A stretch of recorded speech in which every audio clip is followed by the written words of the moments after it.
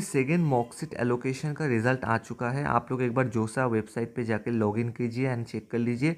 लेकिन यहाँ पे मैं सेकेंड मॉकसीट एलोकेशन जो कि फाइनल मॉकसीट एलोकेशन होता है, इसीलिए मैं यहाँ पे आप लोग को बहुत इंपॉर्टेंट बात कुछ कहना चाहूँगा, ठीक है। सो सबसे पहले आप एक बार लॉगिन कर लीजिए, अपना एप्लीकेशन नंबर डालिए, पासवर्ड डालिए एंड सिक्योरिटी पिन डाल के आप एक बार लॉगिन कर लीजिए। उसके बाद आपको यहाँ पे एक ओटीपी डालना पड़ेगा। आप ओटीपी जो है उसी mobile number and Gmail address पे आएगा जिसके थ्रू आपने जेईई मेंस में रजिस्टर किया था। जैसे ही आप लॉगिन करोगे एंड आपको लेफ्ट में एक ऑप्शन दिखेगा view mock seat allocation details available service के नीचे, उस पर क्लिक कीजिएगा तो आपको मॉकसीट एलोकेशन दिख जाएगा।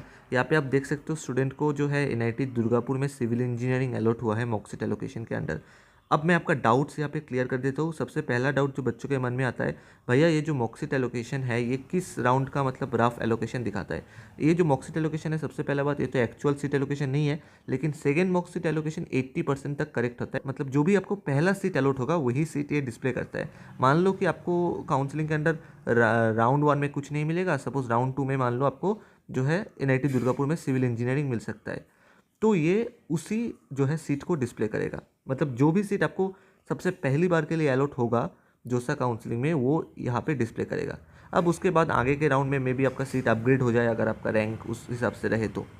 एंड अगर यहाँ पे फिर भी सेकेंड मॉक सीट एलोकेशन आने के बाद भी किसी बच्चे को सीट अलॉट नहीं हुआ है, तो आप लोग ध्यान से सुन लीजिए।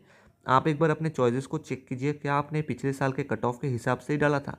मान लो ऐसा है कि आपका जो रैंक है वो है 14,000 एंड मान लो कोई कॉलेज का जो ब्रांच है वो क्लोज हो जाता है 10,000 पे, तो आपको कैसे वो सीट मिलेगा, ठीक है। आप ये चीज़ समझा कीजिए, बिकॉज आपका रैंक तो पीछे है ना।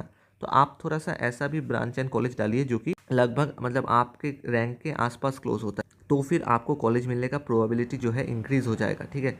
एंड यहाँ पे और इम्पॉर्टेंट बात मैं ऐड कर देता हूँ, अगर किसी बच्चे का रैंक थोड़ा ज़्यादा ही पीछे है, जैसे जनरल कैटेगरी बच्चे जिनका रैंक 1 लाख के आसपास है या उससे थोड़ा सा ज़्यादा है, तो आप लोग को जोसा में सीट मिलना थोड़ा मुश्किल होगा।